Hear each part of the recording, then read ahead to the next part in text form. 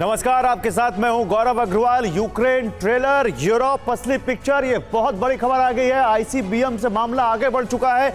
आपको जल्दी से बताऊं, दुनिया में किसी भी युद्ध में पहली बार इंटर कॉन्टिनेंटल बैलिस्टिक मिसाइल यानी आईसीबीएम का अटैक हुआ है और इस पर कई बड़ी खबरें हम आपके सामने रखेंगे। लेकिन सबसे पहले आईसीबीएम अटैक के बीच रूसी राष्ट्रपति व्लादिमीर पुतिन की जो चेतावनी आई, उससे पहले वो आपको बताऊं। यूक्रेन में आईसीबीएम अटैक के बाद पुतिन की एक बड़ी धमकी, पुतिन की बहुत बड़ी धमकी। पुतिन ने कहा यूरोप पर हमले के लिए RS-26 तैनात है। दरअसल ये बात पुतिन पहले भी कह चुके हैं, पूरे यूरोप में कहीं भी हमला कर सकते हैं। पुतिन ने इससे पहले कहा जिसने यूक्रेन का साथ दिया वो निशाने पर, अमेरिकी और ब्रिटिश मिसाइल से हमला होने पर रूस नाराज है।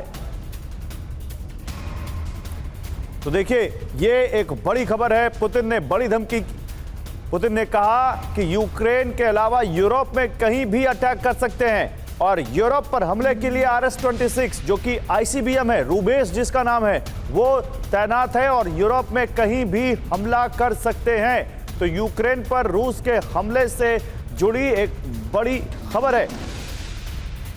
सवाल यह है कि किसको मैसेज दे रहे हैं पुतिन, किसको कह रहे हैं कि यूरोप में हमले के लिए हम तैयार हैं। पुतिन, ये आईसीबीएम का अटैक किसको एक बड़ा मैसेज दिया गया है, सवाल यहां यही है। क्योंकि आईसीबीएम वो भी यूक्रेन के लिए इस्तेमाल करना, इसको लेकर पूरी दुनिया चौंक गई है कि आईसीबीएम की जरूरत यूक्रेन के लिए कब से आ गई।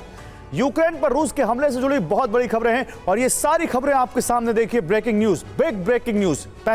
दुनिया में पहली बार किसी युद्ध में आईसीबीएम से हमला किया गया। दूसरी खबर, रूस ने एक साथ दागी 6 RS-26 मिसाइलें। तीसरी, जहां German leopard tanks repairing plant, वहां पर भारी नुकसान हुआ। चौथी बड़ी खबर, आईसीबीएम हमले पर बोलने से रूस ने प्रवक्ता को रोक दिया है, यानी रूस ने कहा है कि अभी इस पर कुछ मत बोलो।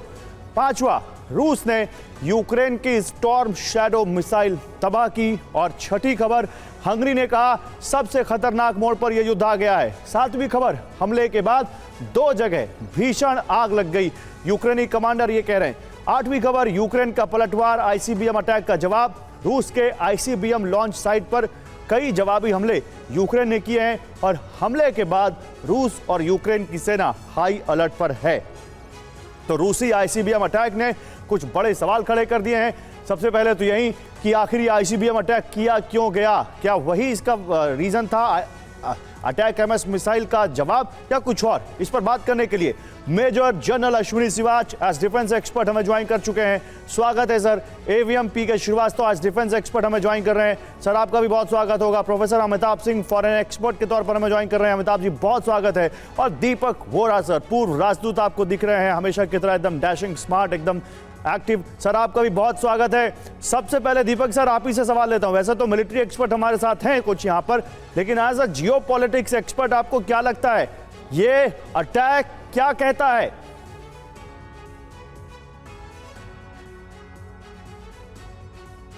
दीपक वोरा जी इस वक्त मेरे साथ नहीं है, मैं जनरल शिवाच आपसे ही सवाल लेता हूं, ये अटैक क्यों किया गया?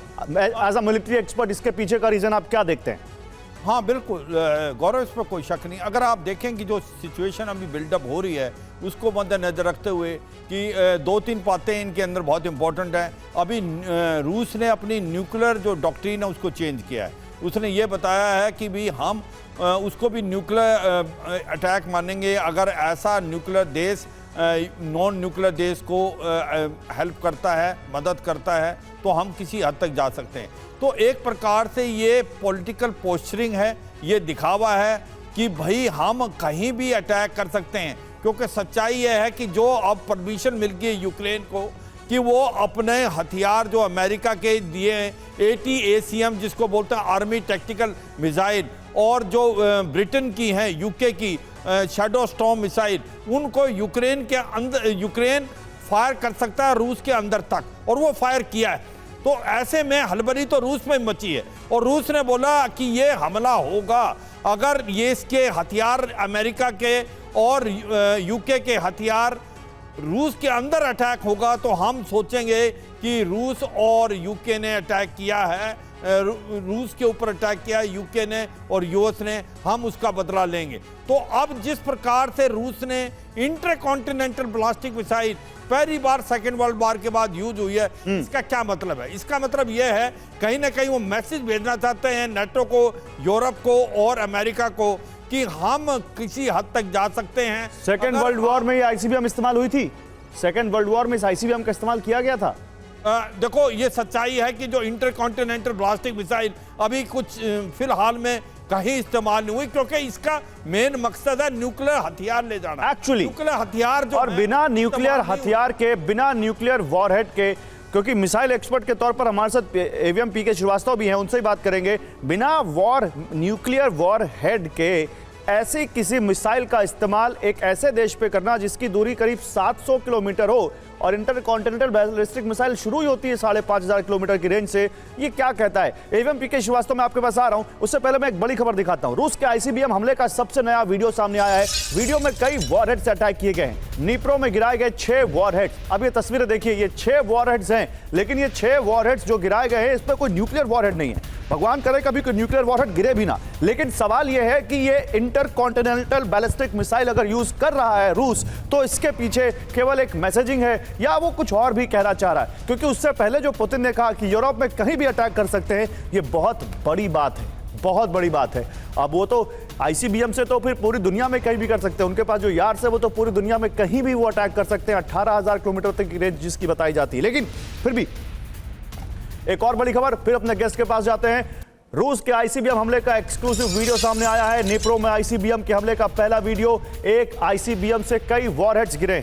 नीप्रो के समय के मुताबिक सुबह 5 बजे यह हमला किया गया। आईसीबीएम ने एक साथ कई वॉरहेड्स दागी।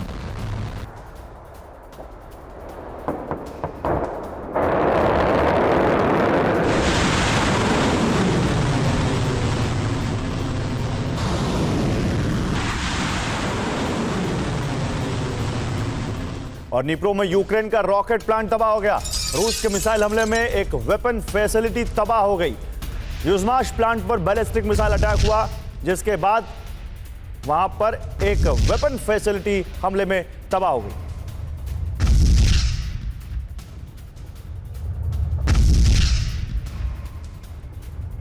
तो 3 बड़ी खबरें 3 तस्वीरों के साथ आपके सामने लेकर आते हैं। एक एक एंगल डिकोड करेंगे आज हम इस खबर का।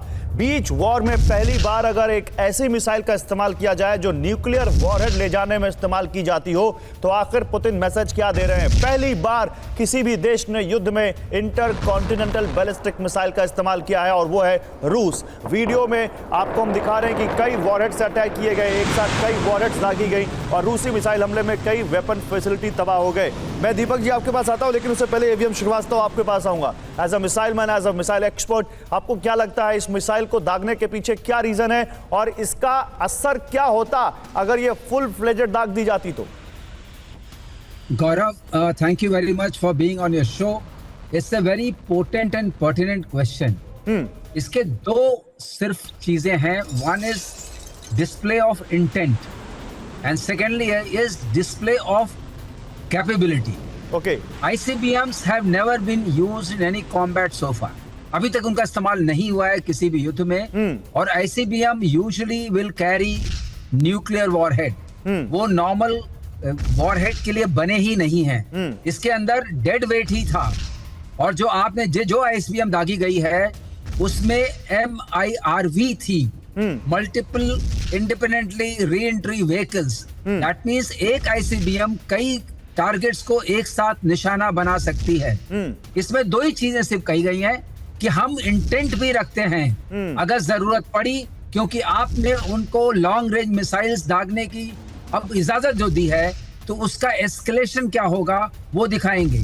और नॉर्मली रूस का हमेशा से रहा है एस्केलेट टू डीस्केलेट। ओके। तो ये एस्केलेशन इसलिए है कि अब जो इनका रेजीम खत्म हो रहा है हमारे बाइडेन साहब का, और ट्रंप रेजीम जो आ रही, जो पीस की बात कर रही है, और उस पीस इस पीरियड 2 महीने के पीरियड को अगर आप इसमें इस्तेमाल करना चाहते हैं कि नेगोशिएटिंग टेबल पर हम आपको तहस नहस करके तब बैठेंगे जबकि हमारे पास ज्यादा लेवरेज होगा, तो रूस ने कहा है हम लेवरेज होने नहीं देंगे, हम किसी भी हद तक जा सकते हैं। बिल्कुल। उसके लिए उन्होंने अपने डॉक्ट्रिन को भी रीडिफाइन किया जी। इंटेंट को डिस्प्ले किया जी। और कैपेबिलिटी को दिखाया। जी, कुछ दिन पहले उन्होंने, ज्यादा दिन नहीं हुआ, 2-3 दिन हुए जब उन्होंने अपनी न्यूक्लियर पॉलिसी में चेंज किया क्रेमलिन ने, इसके बाद आईसीबीएम का इस्तेमाल किया, और उसके बीच में पुतिन का यह कहना कि हम यूरोप पर कहीं भी हमला कर सकते हैं। वाकई आप जिन डॉट्स को कनेक्ट कर रहे हैं बहुत इंपॉर्टेंट है। लेकिन इसी बीच एक बड़ी खबर, आईसीबीएम हमले के बीच रूसी डिफेंस मिनिस्ट्री का एक स्टेटमेंट आया है। 2 ब्रिटिश स्टॉर्म शैडो मिसाइल मार गिराने का दावा।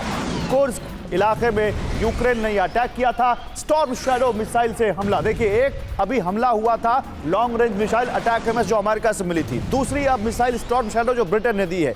6 हाइमार्स मिसाइल और 67 ड्रोन भी मार गिराने का दावा रूस ने किया है। रूस कह रहा है कि हमने यूक्रेन की स्टॉर्म शैडो मिसाइल मार गिराई।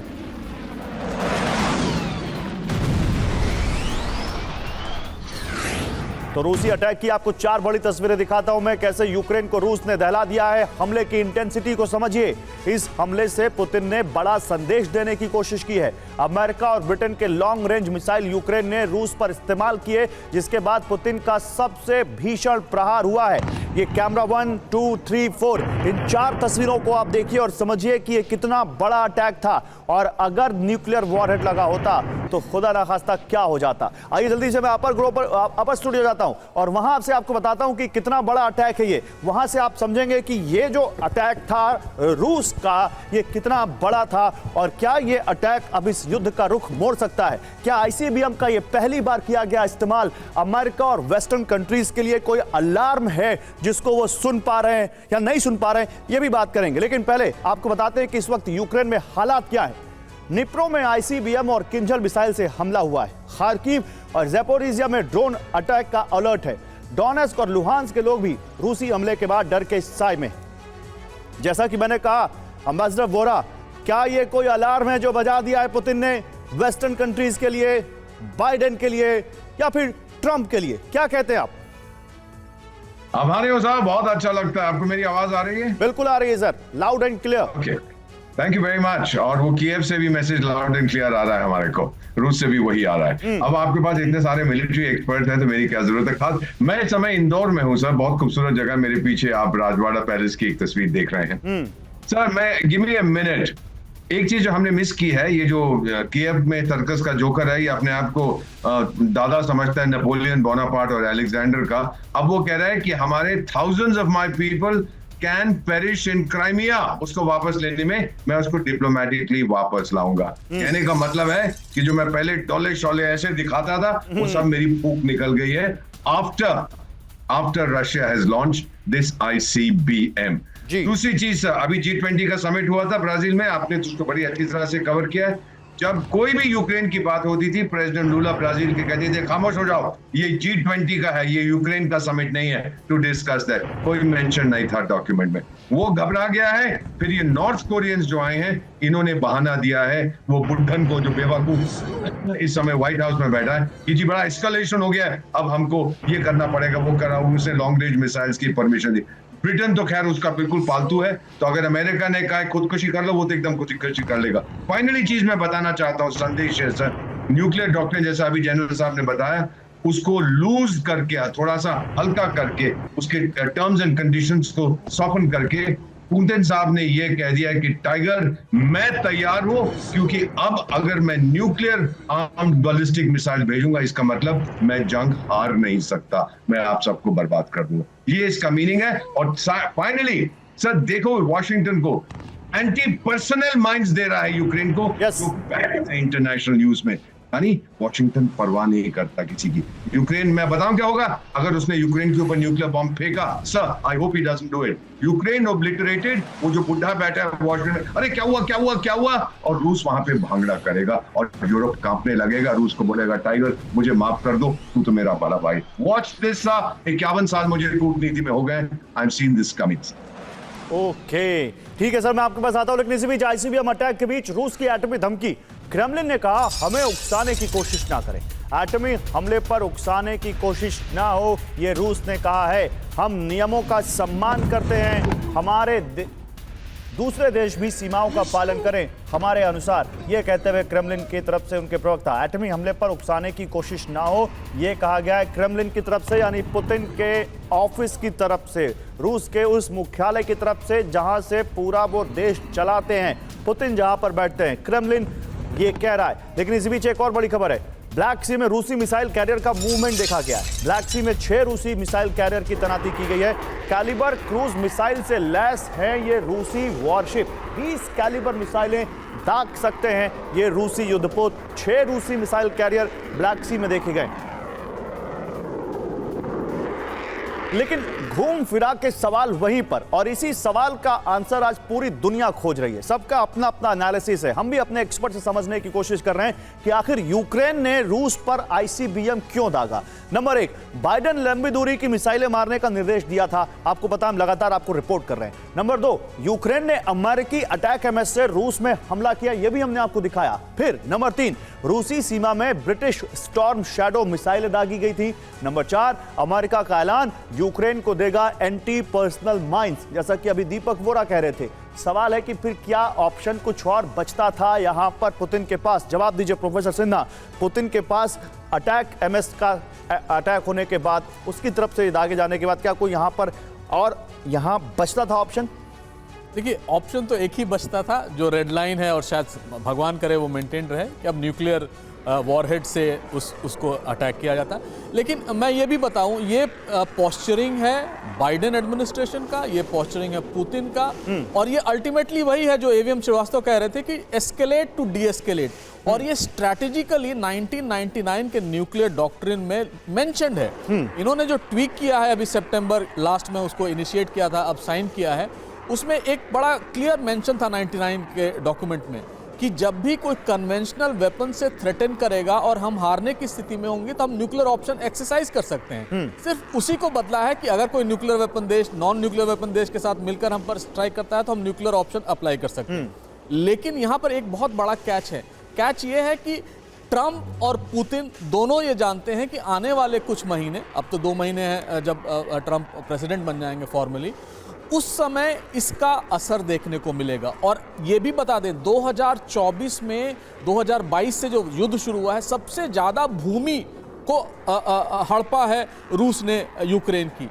तो आप ये भी माने कि रूस अपना कंसंट्रेशन ऑफ ट्रूप्स जो है वो उस एरिया में कर रहा है जिसको इसमें अपने में मिलाना है। यानी वो ज़्यादा से ज़्यादा भूमि हड़पना चाहता है कि अगर बातचीत की शुरुआत होती है तो हम, ये हमारा रेड लाइन। तो आप ये कह रहे हैं कि आईसीबीएम दागने का एक ये सबसे बड़ा रीजन नेगोशिएशन पावर मजबूत करना भी हो सकता है? बिल्कुल, नेगोशिएशन पावर मजबूत करना ही नहीं, बल्कि एक बात यह भी है कि वो सारे तरीके अपना रहे हैं कि इसको कैसे पीक पर ले आया जाए, क्योंकि सबको पता है ट्रंप की जो पोस्चरिंग थी, पहले भी उन्होंने कहा था कि हम 24 घंटे में युद्ध खत्म कर देंगे, एक फोन कॉल पे खत्म कर देंगे। तो वैसा कुछ होने जा रहा है कि नहीं? और डेमोक्रेट्स ने ये सारा ठीकरा रिपब्लिकन्स के पाले में छोड़ दिया कि आप इसको कैसे टैकल करेंगे। और ट्रंप ये जानते हैं कि जिस तरह से कॉस्ट एस्केलेशन हो रहा है उसमें अमेरिका बहुत दिन तक सस्टेन नहीं कर पाएगा। अब ये युद्ध जो है यूरोपियंस लड़ेंगे रूस के अगेंस्ट, और यूरोपियंस के पास ना उतनी कैपेबिलिटी है, ना उनके सेना का पास इतनी ताकत है, ना उतने पैसे हैं जो अमेरिका उनको दे सकता है। ठीक है। तो यहां पर एक लेवल प्लेइंग फील्ड बनने जा रहा है जिसमें अब दोनों को कहा जाएगा कि आप बैठिए, बात कीजिए, और यहां से स्टार्ट करते हैं कि जो भूमि आपके पास है वो रखिए, उसके बाद हम नेगोशिएशन शुरू करेंगे। और ये पहले भी हो सकता था, लेकिन बाइडेन ने ऐसा कुछ किया नहीं। ठीक है, देखिए इसी बीच एक और बड़ी खबर है, पूरे यूक्रेन में एयर रेड अलर्ट है। यूक्रेन पर रूसी मिसाइल हमले का अलर्ट जारी किया गया है। अब तक का सबसे बड़ा हमला कर सकता है रूस। पूरे यूक्रेन में एयर रेड अलर्ट, रूसी मिसाइल हमले का अलर्ट है ये, और कहा जा रहा है कि जो अब तक नहीं किया वो कर सकता है रूस। अब तक का सबसे बड़ा हमला। अलग अलग प्रांतों में शेल्टर में लाखों लोग इस वक्त हैं। बैलिस्टिक, क्रूज और ड्रोन से हमले का अलर्ट जारी किया गया है। तो यूक्रेन पर किसी भी वक्त और बैलिस्टिक मिसाइल से हमले हो सकते हैं। हमले के लिए 7 न्यूक्लियर बॉम्बर Tu-95 की उड़ान, ये सूत्र कह रहे हैं। रूस के अलग अलग एयरबेस पर Tu-160 हमले के लिए तैयार है। सूत्रों के मुताबिक कीव समेत पूरे यूक्रेन पर एक साथ हमले की आशंका है। यूक्रेन पर एक साथ कई तरफ से हमला कर सकता है रूस, ये जानकारी सामने आ रही है। आखिर ये कौन सी आईसीबीएम थी? रूस के पास एक नहीं बल्कि कई सारी इंटरकॉन्टिनेंटल बैलिस्टिक मिसाइल्स हैं जिनका वो अलग अलग रेंज के लिए इस्तेमाल कर सकता है, लेकिन हमारी ग्राफिक टीम ने ये जो आपके सामने ये एनिमेशन बनाया है, ये उस मिसाइल का बनाया है जिस मिसाइल का इस्तेमाल किया गया रूस की तरफ से। क्या खासियत है इसकी? पहले तो नाम जानिए, RS-26 रूबेज। इसकी खासियत, ये एक इंटरकॉन्टिनेंटल बैलिस्टिक मिसाइल है, यानी एक कॉन्टिनेंट से दूसरे कॉन्टिनेंट तक दागी जा सकती है। स्पीड है 24,500 किलोमीटर प्रति घंटा, रेंज है 5800 किलोमीटर। अब 5800 किलोमीटर की रेंज की मिसाइल दागी है उन्होंने 580 किलोमीटर के लिए। सोचिए, सक्षम है परमाणु हथियार तक ले जाने के लिए, लैस है थर्मो न्यूक्लियर MIRV और MARV से। लॉन्चिंग इसकी जमीन से भी की जा सकती है और समुद्र से भी की जा सकती है। मैं एक सवाल AVM श्रीवास्तव आपसे लेना चाहता हूं, फिर जनरल सिवाच आपके पास आऊंगा। AVM श्रीवास्तव, हमारे दर्शकों को यह बताइए, यही मिसाइल क्यों चुनी पुतिन ने? उनके पास तो यार्स भी है, उनके पास तो उससे बड़ी भी मिसाइल है, इस मिसाइल का ही चुनाव क्यों किया गया? इस मिसाइल के चुनाव के लिए आता हूं। I think there are two things which are responsible or which went into the head of Putin. पहली चीज ये है कि ये मिसाइल जो बाकी यूरोपियन कंट्रीज हैं, नाटो कंट्रीज हैं, उनको भी अपने हद में लाती है, क्योंकि इसकी हद वहां तक जा सकती है। और दूसरी बात यह है कि ये MIRV है, जिसका मतलब मल्टीपल टारगेट्स को एक साथ अटैक कर सकती है। और तीसरी बात यह है कि उन्होंने ये भी डिमॉन्स्ट्रेट किया है कि आपका जो air defence, layered air defence है, वो इसको पेनिट्रेट कर जाएगी, आप उसको रोक नहीं पाएंगे। तो अभी ये जो डिमॉन्स्ट्रेशन मैं इसको बोलूंगा अटैक है, इसका पर्पस ये है कि आप ये समझ लीजिए, मैंने अपना डॉक्ट्रिन भी चेंज कर दिया है और मैं वो मिसाइल भी आपको दिखा रहा हूं जो एक साथ पोलैंड को और आसपास के जो स्वीडन और बाकी चीजों को नष्ट करने में सक्षम है, जहां जहां टारगेट्स होंगे। तो और एक जो इनका खास इस वक्त जो मोटिवेशन पुतिन को आया है, जो पोलैंड में इन्होंने अपनी मिसाइल सिस्टम को एस्टैब्लिश किया है रिसेंटली, वो current I would say provocation है। तो वो ये कह रहे हैं उस सिस्टम को हम खत्म कर देंगे, और अगर इसमें आप न्यूक्लियर वॉरहेड लगा दें, जो हम में से कोई भी नहीं, कोई पैनलिस्ट नहीं चाहता है, वो हमारे लिए एक बहुत सैड और बैड डे होगा।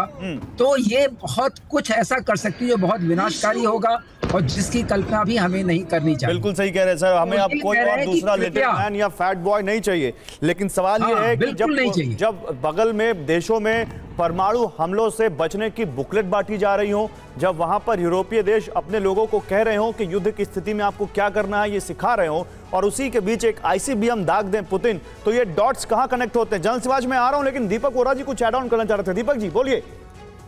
नहीं सर, मैं ये जो अभी साहब ने बोला ये बिल्कुल 100% एक्यूरेट है। उसने सिर्फ पुतिन साहब ने पूरे यूरोप को मैसेज दिया है कि अमेरिका की जो टट्टू बनते रहते हो, हम ये कर देंगे वो कर देंगे, तुम कुछ नहीं कर पाओ। पोलैंड में मैं आपका राजदूत रहा हूँ, जितने भी फॉर्मर सोवियत संघ के चमचे थे, सबसे ज्यादा रूसोफोबिया पोलैंड में है। वो अपने आप को समझते हैं कि हम अमेरिका के बराबर के हैं, जैसा ये जोकर सर्कस का जोकर जो है यूक्रेन वाला, जो अपने आप को नेपोलियन और हिटलर और जितने बड़े लड़ाकू थे अलेक्जेंडर का बाप समझता है। एक चीज उसने अब कही है सर जो बड़ी इंटरेस्टिंग है कि क्राइमिया में मैं हजारों यूक्रेनियंस को मैं ही मारना चाहता, क्राइमिया वापस लेने में मैं डिप्लोमेटिकली लूंगा। उसने हाथ ऊपर कर दिया कि मैं वापस नहीं ले सकता, लेकिन वो जो बुढ़ा बैठा हुआ है वॉशिंगटन में, उसका दिमाग फिर गया। सर मैं बता देता हूं, फाइनली वो दे रहा है एक टाइम बॉम्ब ट्रंप साहब को।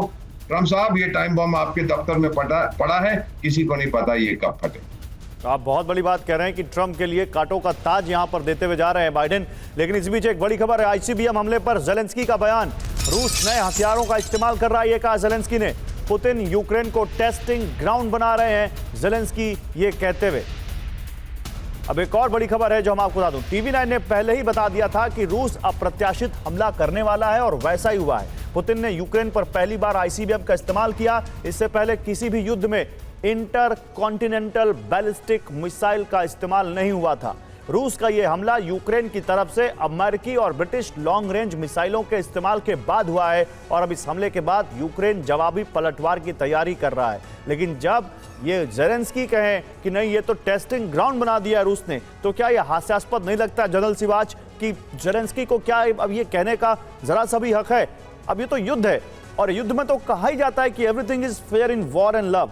लव तो दिखता नहीं कहीं दोनों के बीच, वॉर जरूर दिख रही है अपने पीक पर आती हुई। हाँ बिल्कुल, देखो गौरव, इसको ऐसे समझो कि हमें मालूम है कि जैसे डोनाल्ड ट्रंप आएंगे, इस लड़ाई के बंद होने के चांसेस बहुत हैं। तो फिर ये क्या बात है कि इसको एस्केलेट किया जा रहा है? क्या इसको एस्केलेट रूस कर रहा है?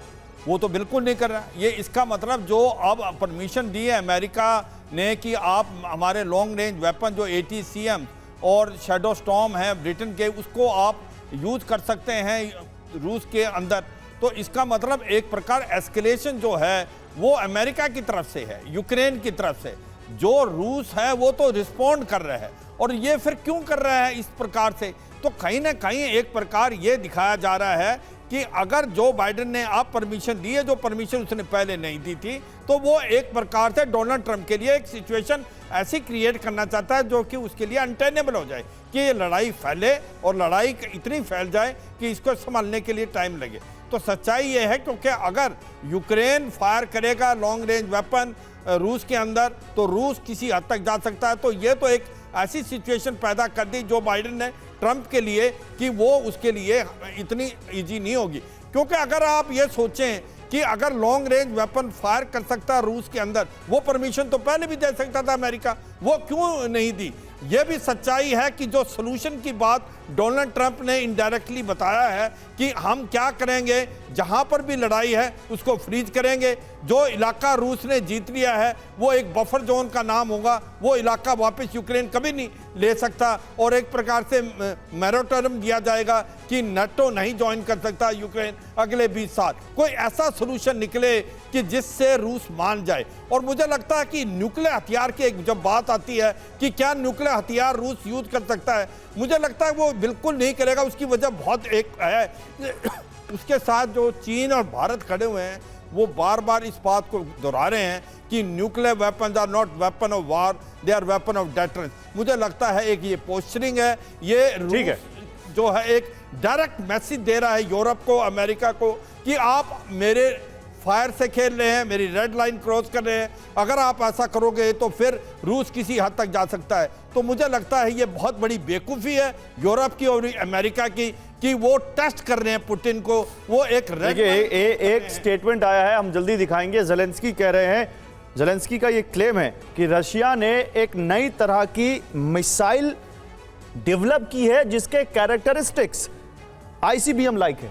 यानी वो ICBM है नहीं, लेकिन ICBM की तरह एक दूसरी मिसाइल उन्होंने बना ली है और इसकी जांच जल्दी करेंगे। ये वो ज़ेलेंस्की की तरफ से कहा जा रहा है। ये बड़ी अचंभे वाली बात है। रूस का ICBM हमले की, उन्होंने कहा कि रूस ने डर की वजह से हमला किया, लेकिन यूक्रेन पर हमले के लिए रूस ने कई तरह के वेपन्स का इस्तेमाल किया, जिसमें ICBM, Kinjal arrow ballistic missile, 7 KH-101 cruise missile, MiG-31K fighter jets और Tu-95MS बॉम्बर्स शामिल हैं। तो देखिए आप इन सभी मिसाइलों को या फिर इन फाइटर जेट्स को या फिर बॉम्बर प्लेन्स को देखिए। ICBM जिसका इस्तेमाल आज हुआ है, किंजल एरो बैलिस्टिक मिसाइल जिसका इस्तेमाल काफी दिनों से हो रहा है, 7 KH-101 cruise missile, MiG-31K fighter jet और फिर Tu-95MS बॉम्बर्स, इन सब का इस्तेमाल रूस कर रहा है यूक्रेन के खिलाफ।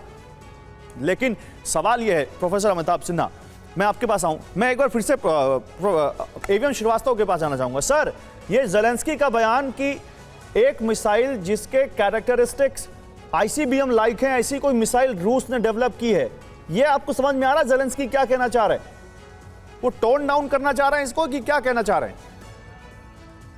ज़ेलेंस्की सिर्फ कुछ मिटिगेट करने की कोशिश कर रहे हैं होम ऑडियंस के लिए। हाँ, ये कहना कि जहां तक, मैं एक बात बता दूं आपके थ्रू दर्शकों को, कि जहां तक एयर डिफेंस, ऑफेंसिव और डिफेंसिव कैपेबिलिटी है, अगर हम दोनों पक्षों को देखते हैं, वेस्टर्न को और रशियन ओरिजिन वेपन्स को, रशियन ओरिजिन इस मामले में थोड़ा आगे हैं। They have an edge over them, चाहे वो उनकी थर्ड मिसाइल हो और S-500 हो, या उनका मिसाइल सिस्टम हो, या एक्यूरेसी हो, या ICBMs की पैरिटी हो, या जो न्यूक्लियर वॉरहेड्स हैं उनकी पैरिटी हो, तो उसमें Russians have little more as.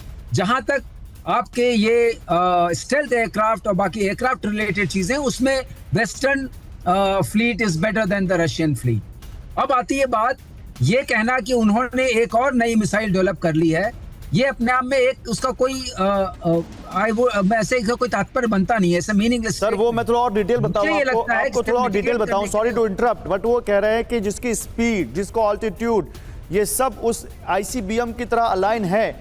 हम जल्द इसकी जांच कर रहे हैं और clearly Putin is using Ukraine as a testing ground, यानी एक नई मिसाइल डेवलप करके उन्होंने इस वॉर में ही टेस्ट कर लिया, जिसका वो ये क्लेम कर रहे हैं और हम जांच कर रहे हैं इसकी। गौरव, कौन नहीं टेस्ट कर रहा है? वेस्टर्न फोर्सेस भी अपने वेपन सिस्टम्स को उन्होंने यूक्रेन को टेस्टिंग ग्राउंड बनाया है, और ऑब्सलीट वेपन्स जो हैं वो जो सेकंड लेवल के हैं वो दे रहे हैं यूक्रेन को। उनको थ्रेशोल्ड टेक्नोलॉजी के वेपन्स कहां मिल रहे हैं? कोई भी ले लीजिए, कोई भी सिस्टम ले लीजिए।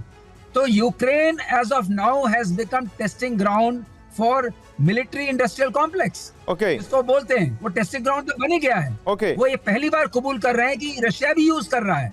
ओके, तो मेरे ख्याल से ऐसा कुछ नहीं है, ये एक स्टैब्लिश मिसाइल है, क्योंकि इसकी जो ट्रेजेक्टरी है और जिस तरह से MIRVs निकले हैं वो ये बताते हैं, उनका एक ही मकसद था कि यूरोप वालों, मैं अगर वोरा साहब की लैंग्वेज को पकड़ूं, कि आप लोग समझ जाइए मैं आपके ऊपर हूं।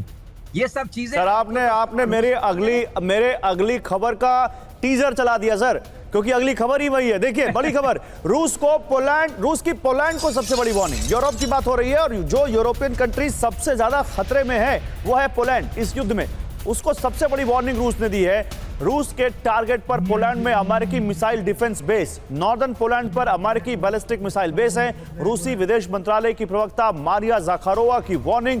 13 नवंबर को पोलैंड में यूएस बैलिस्टिक मिसाइल बेस का उद्घाटन हुआ था। बाल्टिक कोस्ट के पास रेड्जिकोवो में यह मिसाइल बेस है और इसी को देखते हुए रूस ने पोलैंड को सबसे बड़ी वार्निंग दी है, यानी यूरोपीय देश को, जो यूक्रेन के पास है सबसे ज्यादा, और सबसे ज्यादा जहां गोला बारूद हथियार भेजा गया जिस देश के जरिए, ट्रेन के जरिए, वो पोलैंड है, यूक्रेन में। तो रूसी बॉर्डर के नजदीक अमेरिकी बॉम्बर्स का मूवमेंट भी दिख रहा है। बाल्टिक सागर से बैरेंट्स सी तक B-52H का मूवमेंट, फिनलैंड में न्यूक्लियर कैपेबल B-52 की उड़ान। तो नेटो भी शांत नहीं है, वो भी लगातार यहां पर नजर रखे हुए है और अपनी हद में वो लगातार उड़ान भी भर रहे हैं फाइटर जेट्स के जरिए, बॉम्बर्स के जरिए। फिनलैंड और स्वीडन ने अमेरिकी बॉम्बर्स को एस्कॉर्ट किया। पुतिन की चेतावनी के बाद अमेरिका ने बड़ा कदम उठाया है। देखने से किसी हॉलीवुड मूवी का सीन लगता है, लेकिन ये सच है, ये सही फुटेज है और ये बताता है कि क्या चल रहा है इस वक्त रूस के बॉर्डर पर। लेकिन अब आप समझिए, हम आपको एक ग्राफिक के जरिए समझाते हैं रूस के नजदीक अमेरिकी बॉम्बर की तैनाती का मतलब क्या है। बाल्टिक सागर में अमेरिकी न्यूक्लियर कैपेबल बॉम्बर्स की उड़ान। अमेरिका के B-52H बॉम्बर ने ट्रेनिंग मिशन में हिस्सा लिया। B-52 के साथ फिनलैंड और स्वीडन के फाइटर जेट्स भी उड़ रहे थे। फिनलैंड में अमेरिकी बॉम्बर B-52 की तैनाती की गई है। बाल्टिक सागर से बैरेंट्स सी तक B-52 बॉम्बर्स का मूवमेंट। अब मैं प्रोफेसर सिंह आपसे जानना चाहता हूं, ये अमेरिका क्या अपने अलाइज को, क्या नेटो के सदस्य देशों को ये मैसेज दे रहा है क्या कि डरो मत, हम हैं अपनी सीमा में हैं? देखिए, अगर आप फिनलैंड और स्वीडन और नॉर्वे तीनों को देखें तो इनके दो राज्य जो अब नेटो के मेंबर बने हैं, उनको सबसे बड़ा डर यही सता रहा था और अमेरिका ने और वेस्ट ने उनको प्रोवोक किया था कि देखिए, अगर आप नेटो में नहीं आते हैं तो रूस का अगला टारगेट आप होंगे। और इस सब में सबसे ज्यादा मजे कोई ले रहा है तो वो है पोलैंड और 3 बाल्टिक स्टेट्स, लाटविया, लिथुआनिया और एस्टोनिया। तो ये Latvia, Lithuania, Estonia, Norway, Sweden और फिनलैंड और पोलैंड, ये सातों राज्य जो हैं वो हिस्टोरिकली अगर देखा जाए रूस के विरोधी रहे हैं। और ऐसा नहीं है कि रूस इन पर अटैक करके इनको कैप्चर किया है, पोलैंड ने भी किसी जमाने में कैप्चर करके मॉस्को तक उनकी सेना आई थी। तो ये दिखा रहा है, ये भी एक तरह से कि एक इनसिक्योरिटी क्रिएट कर रहा है अमेरिका, जिसमें बहुत हद तक सफल रहा है कि उसने पूरे यूरोप को इनसिक्योर बना दिया रूस के चलते। और जबकि रूस का कभी कोई इंटेंशन नहीं था, रूस बहुत पहले से कहता था कि यूक्रेन में अगर नेटो आता है तो हम उसका प्रतिकार करेंगे। अब तक तो बाल्टिक्स में आ गया था, अब तक हमने अपोज नहीं किया, लेकिन हमारे बॉर्डर्स पे और हमारे लोग जो हैं, और यूक्रेनियन एक तरह से रूसी अगर देखा जाए डिसेंट के ही हैं, तो पूरी तरह से इन्होंने रूस को घेरेबंदी कर ली है। और मैं ये भी बता दूं, अमेरिका हमेशा एक चाहता है कि एक दुश्मन रहे, चाहे वो सही है या गलत है, या एक रियल है या परसीव्ड है। तो वही उस रियल परसीव्ड एनिमी को वो रियल एनिमी की तरह इनको दिखा रहा है। और वो डर के बेचारे नेटो के साथ कभी अपने खर्चे बढ़ा रहे हैं, उनकी आर्मामेंट्स फैक्ट्री को चला रहा है अमेरिका की। तो इस तरह से पूरे यूरोप में एक तरह से तनाव का माहौल है। और ऐसे समय में जब ट्रंप आ जाएंगे और अचानक ट्रंप कहें कि हम पीछे हट रहे हैं, हम नेटो को सपोर्ट नहीं करेंगे या यूरोप की सिक्योरिटी की गारंटी नहीं लेंगे, उस समय यूरोपियंस क्या करेंगे? क्या वो रूस के मर्जी पर रहेंगे? तो ये सारे सवाल हैं और ये इसलिए भी किया जा रहा है कि ट्रंप अब आने वाले हैं। ओह। एक अनिश्चितता बनी हुई है यूरोप में, यूरोप से वहां हुआ है। ओलाफ शोल्ज ने पुतिन से बात की जो पहले कभी नहीं बात की थी। यानी कुछ तो खिचड़ी पक रही है यूरोप में, और यूरोप उसके कुछ लिए तो prepare खिचड़ी हो रहा है। पक रही है। क्या खिचड़ी पक रही है ये अभी हमें बताएंगे कूटनीति के जाने माने शेफ अगर कहूं मैं, दीपक वोरा जी। लेकिन उससे पहले मैं यहां पर जरा दिखाना चाहता हूं कुछ बड़ी खबरें। यूक्रेन को दहलाने का रूसी प्लान लॉक। यूक्रेन पर हमले के लिए एक्शन में रूसी MiG-31। रूस के सीक्रेट एयरबेस से MiG-31 की मूवमेंट का दावा। हमले के लिए विध्वंसक मिसाइल से लैस MiG-31। किसी भी वक्त यूक्रेन पर हमले की खबर आ सकती है, तो रूसी MiG-31 भी एक्शन में है। अब देखिए, अब ICBM दागी दी है तो बचता क्या है? बचता है एक वो हमला जो हम में से कोई नहीं चाहता, दुनिया में कोई नहीं चाहता, पुतिन भी शायद नहीं चाहते होंगे। लेकिन अगर कोई ऑप्शन नहीं है तो वो कह रहे हैं कि हमें बिना अगर कोई ऑप्शन नहीं तो ये करना पड़ेगा। लेकिन MiG-31 भी एक्शन में है, उनके फाइटर जेट्स भी एक्शन में हैं, और लगातार ये कहीं ना कहीं मैसेजिंग यहाँ से हो रही है। लेकिन यूक्रेन पर सबसे बड़े हमले का अलर्ट। यूक्रेन के सभी प्रांतों में एयर रेड अलर्ट है। यूक्रेन में अब तक के सबसे बड़े रूसी हमले का अलर्ट जारी किया गया है। हमले के लिए 7 न्यूक्लियर बॉम्बर Tu-95 की उड़ान, ये सूत्र बता रहे हैं। रूस के अलग अलग एयरबेस से Tu-160 हमले के लिए तैयार है। रूस के सीक्रेट एयरबेस से MiG-31 की मूवमेंट का दावा।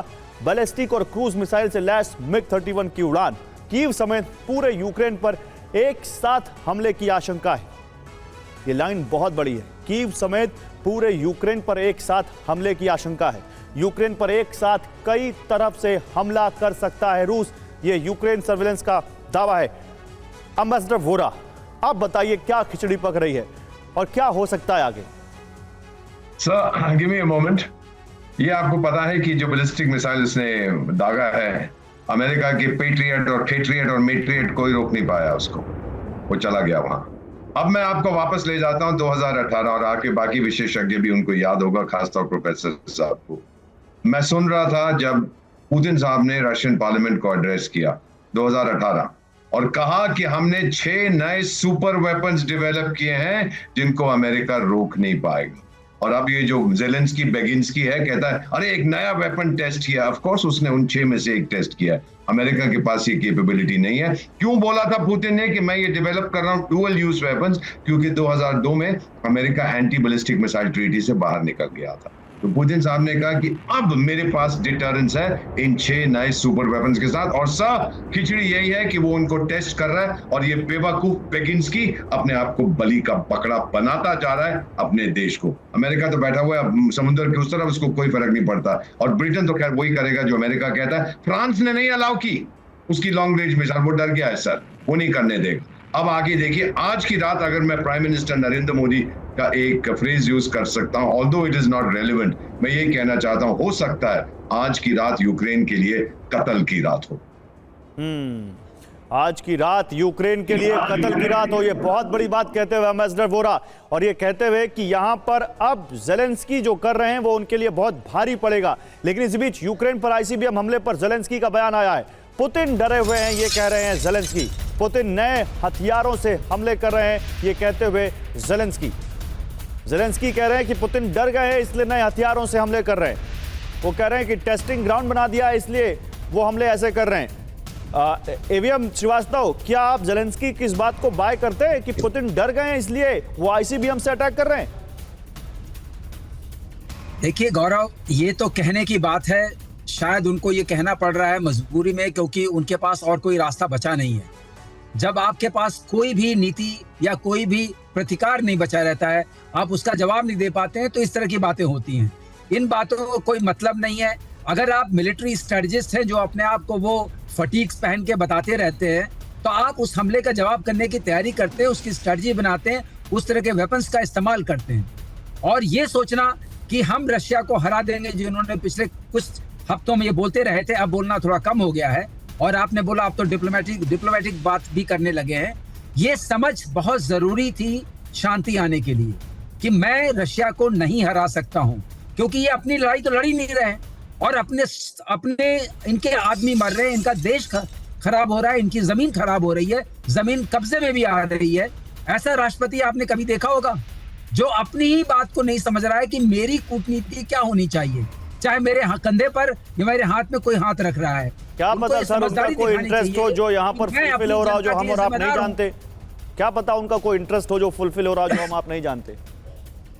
नहीं, वो जो आप कह रहे हैं मैं समझ रहा हूँ। अब ये जनता को भी समझ में आ रहा है कि इस लड़ाई से अगर देश का फायदा नहीं हो रहा है तो इंडिविजुअल का कुछ फायदा जरूर हो रहा है, जिसकी वजह से ये लड़ाई जारी है। और वो सबको समझ में आ रहा है, पूरी दुनिया को समझ में आ रहा है। लेकिन इस लड़ाई का this is not an era of war, ये बात बिल्कुल पक्की है और इस रास्ते पे चलना ही पड़ेगा। और इस मामले में ट्रम्प जो पहल कर रहे हैं वो हम लोग बहुत उसकी प्रशंसा करते हैं। Sir, this is not an era of war, but this war can change this era. ये लोग कहने लग गए हैं अब। और ये अगर एक लेवल अगर ये वॉर बढ़ती है तो ये इस एरा को चेंज करने में बहुत बड़ी भूमिका निभाएगी। मैं एक बड़ी खबर दिखाना चाहता हूँ। रूस के 30 Tu-160 बॉम्बर्स का मूवमेंट, यूक्रेनी बॉर्डर के नजदीक न्यूक्लियर कैपेबल बॉम्बर्स तैनात। कीव में अमेरिका के बाद नेटो देशों के दूतावास बंद। इटली, स्पेन, ग्रीस के दूतावास हमले के खौफ से बंद कर दिए गए हैं। कीव में नेटो देशों के दूतावास एक एक करके बंद हो रहे हैं। सबसे पहले अमेरिका ने अपना दूतावास बंद किया और उसके बाद अब दूसरे देश भी आ गए हैं इस लाइन में। देखिए, अटैक मोड में है रूसी nuclear bombers. Nuclear strategic bomber Tu-160 की तैनाती। रूस में 30 Tu-160 बॉम्बर्स का मूवमेंट देखा गया। 30 रूसी हमले को लेकर कीव में नेटो देशों के दूतावास बंद किए गए। अमेरिका के बाद स्पेन, ग्रीस, ब्रिटेन, हंगरी और इटली के दूतावास बंद हुए। सभी दूतावास ने अपने नागरिकों को एडवाइजरी जारी की। पश्चिम मीडिया के हिसाब से जानकारी आ रही है। क्या इसी बीच देखिए एक बड़ी खबर आ रही है। तीसरे विश्व युद्ध की तैयारी में यूरोप। बहुत बड़ी खबर, जर्मनी के खुफिया दस्तावेज से खुलासा हुआ है। 8 लाख सैनिकों की तैनाती का प्लान है। नेटो पर रूसी हमले की आशंका को देखते हुए यह तैयारी की जा रही है। तो क्या यूरोप के देश जो अब कीव से अपने दूतावास हटा चुके हैं वो तीसरे विश्व युद्ध की तैयारी भी कर रहे हैं? जर्मनी के खुफिया दस्तावेज से खुलासा हुआ है कि वो 8 लाख सैनिकों की तैनाती का प्लान कर रहे हैं। तीसरे विश्व युद्ध में एक और स्टेप आगे बढ़ते हुए अगर ऐसा होता है तो जर्मनी के खुफिया दस्तावेज से खुलासा हुआ है 8 लाख सैनिकों की तैनाती का उनका प्लान है। इसी बीच दुनिया में किसी भी युद्ध में पहली बार आईसीबीएम अटैक हुआ। इस पर कई बड़ी खबरें हमारे पास जो हम आपको दे रहे हैं। लेकिन पुतिन की जो चेतावनी आई है ये बहुत बड़ी बात है। यूक्रेन में आईसीबीएम अटैक के बाद पुतिन की बहुत बड़ी धमकी। पुतिन ने कहा यूरोप पर हमले के लिए RS-26 तैनात। पूरे यूरोप में कहीं भी हमला हम कर सकते हैं। ये क्या मैसेज है यहाँ पर प्रोफेसर सिंह? ये पुतिन क्या कहना चाहते हैं यूरोप को? देखिए, पुतिन को अब जो मैसेज देना चाह रहे हैं कि एक तो वो आईसीबीएम यूज कर सकते हैं। आईसीबीएम का जो लॉजिकल उसका जो लोड है वो है न्यूक्लियर वेपन, यानी हम न्यूक्लियर वेपन का भी इस्तेमाल कर सकते हैं। अभी तक हमने दिखाया यूक्रेन पर अटैक कर सकते हैं ये, और उनके पहले भी उन्होंने कहा है कि हम लंदन तक मार कर सकते हैं। तो ये एक तरह का उनको थ्रेट दे रहे हैं कि देखिए बहुत हुआ, अब जो है आपको किसी ना किसी तरह एक लाइन ड्रॉ करना होगा।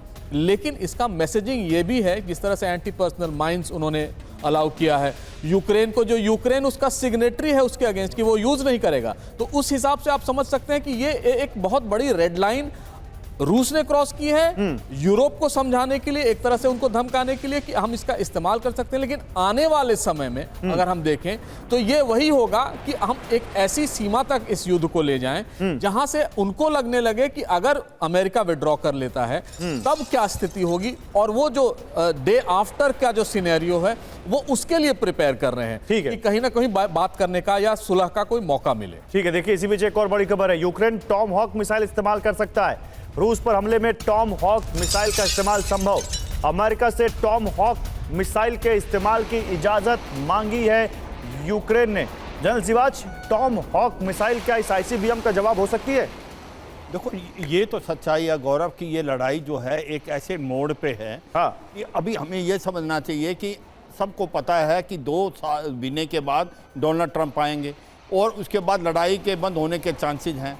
तो अब रूस भी चाहता है कि वो ज़्यादा से ज़्यादा इलाके को जीते, और कहीं ना कहीं यूक्रेन चाहता है कि जो इलाका जीत लिया रूस ने उसको से वापस लिया जाए। तो ये गेम उसी की चली हुई है। अगर आप देखें आज की तारीख में रूस धीरे धीरे ईस्ट यूक्रेन की तरफ बढ़ता जा रहा है, और उसको रोकेंगे कैसे? उसको रोके जब ही है जब आप उसके इंडरलैंड में अगर मिसाइल से फायर करें, जिसकी परमिशन दे दी है ATCM, और आपका जो सैंडस्टॉर्म है वो दे दिया। अब टॉम हॉक जो टॉम हॉक मिसाइल है वो भी बहुत ही ज़्यादा एक प्रकार से भयानक मिसाइल है, बहुत नुकसान करेगी।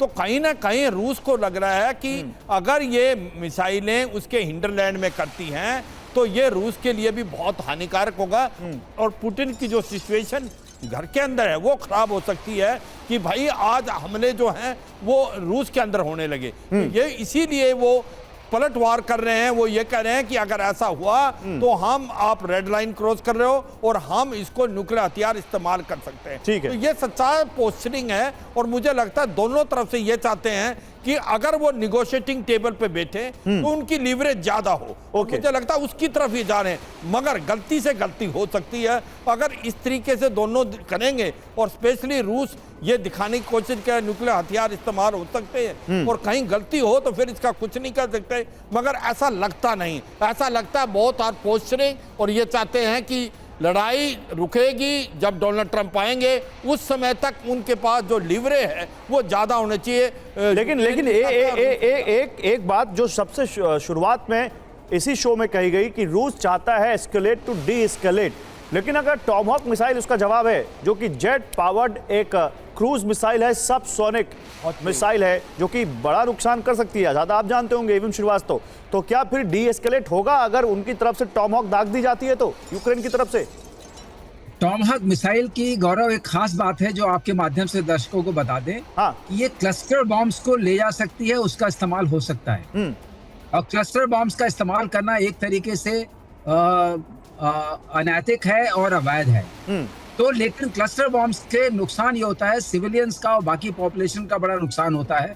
उस तरीके से it can create chaos in a populated area.